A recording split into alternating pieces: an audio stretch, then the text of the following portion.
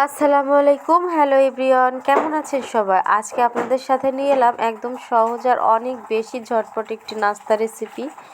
মনে করেন যে অনেক সময় হয় কি আমাদের এটা সেটা খেতে ইচ্ছে করে, বাট সব সময় তো ভালো করে অনেক কিছু তৈরি করা হয় না, অথবা দেখা যায় ঘরে কোনো সেরকম উপকরণ নেই। তো শুধুমাত্র আমার লাগবে আটা আর চিনি। জিনিসটা হচ্ছে ঘরে একটু আধটু থেকেই থাকে।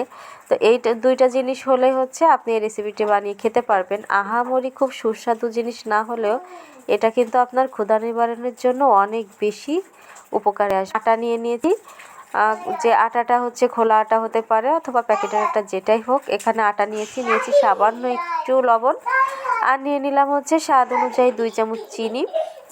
তো যারা হচ্ছে মিষ্টি একটু বেশি পছন্দ করে তারা চাইলে কিন্তু এখানে চিনির পরিমাণ বাড়িয়ে কমিয়ে নিতে পারেন, যার যার স্বাদ অনুযায়ী। তো এরপর হচ্ছে এখানে আমি অল্প অল্প করে হচ্ছে পানি অ্যাড করব, আর পানিটা হচ্ছে অ্যাড করে আমি চামচ দিয়ে আবারও ভালো করে মিশিয়ে নিব। আর এখানে দেখে বোঝা যাচ্ছে না, এখানে কিন্তু বেশ পরিমাণে আটা আছে, আর পানিটা হচ্ছে একটু পরে পরে মেশাতে হবে। আর এর ঘনত্বটা ঠিক কেমন হবে সেটা আপনাদের সাথে শেয়ার করব। তো এই জিনিসটাকে হচ্ছে আপনারা চাপড়িও বলতে পারেন, আবার হচ্ছে দেখা যায় যে আবার পাটিসাপটা আছে, এটা হচ্ছে হবে মিষ্টি পাটিসাপটা পিঠা। তো খুবই মজা লাগে কিন্তু আমার কাছে খেতে, যেহেতু অনেক সফট হয়। তো বাচ্চাদের ক্ষেত্রে দেখা যায় যে অনেক পছন্দ করে বাচ্চারা খেতে পারে। আর বিশেষ করে আমার যখন একটু ক্ষুধা লাগে, তো ঝটপট হিসেবে হচ্ছে আমি সবসময় এই নাস্তাটি তৈরি করে থাকি, যেটাতে হচ্ছে সময়ও একদম কম লাগে এবং খুব ইজিলি কিন্তু এটা তৈরি করে নেওয়া যায়, তেমন কোনো খরচও নাই এবং আপনার কাছে ভালোও লাগবে। মাঝে মাঝে চায়ের সাথেও কিন্তু আমি খেয়ে থাকি। তো দেখতে পাচ্ছেন আমি কিন্তু 2-3 বার করে হচ্ছে অল্প অল্প করে পানি দিয়ে এই ঘনত্বটা ঠিক এইরকম পাতলা করে নিলাম। আর তারপর হচ্ছে আমি এটা কিভাবে তৈরি করে নিই সেটাও আপনাদের সাথে শেয়ার করব।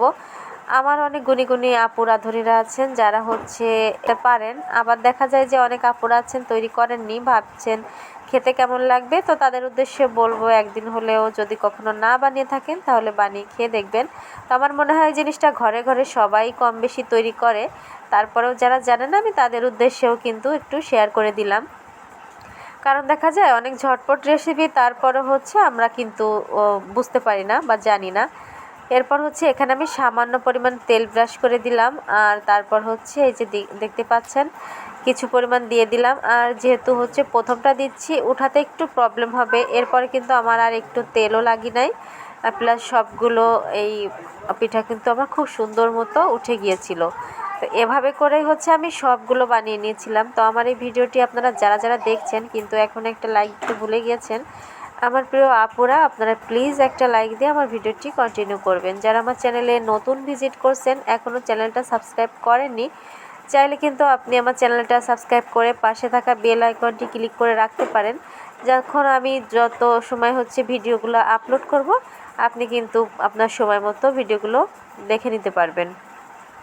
তো দেখতে পাচ্ছেন এটা কিন্তু দেওয়ার সাথে সাথে 1 মিনিটের ব্যবধানে কিন্তু নিচের পাশটা হয়ে যাবে।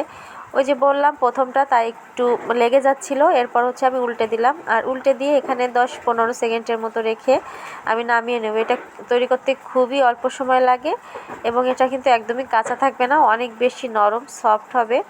আর যেহেতু এটা একটু মিষ্টি জাতীয়, তো খেতেও কিন্তু অনেক ভালো লাগবে। তো একই জিনিস আপনারা চাইলে ঝাল ঝাল করেও কিন্তু খেতে পারেন, তবে এই জিনিসটা আমার বেশি পছন্দ, তাই আমি মিষ্টি আকারে আপনাদের সাথে শেয়ার করতেছি। তো এরপর হচ্ছে আমি সেকেন্ডটা দিয়ে দিলাম, তো এটা কিন্তু খুব সুন্দর মতো উঠে গিয়েছিল, আর এরপর হচ্ছে সবগুলোই খুব সুন্দর মতো উঠতেছিল। তো এভাবেই হচ্ছে আমি সব সময় ঝটপট করে নাস্তাটা তৈরি করে নিজেও খাই, বাবুকে খাওয়াই এবং বাবুর বাবাও ভীষণই পছন্দ করে।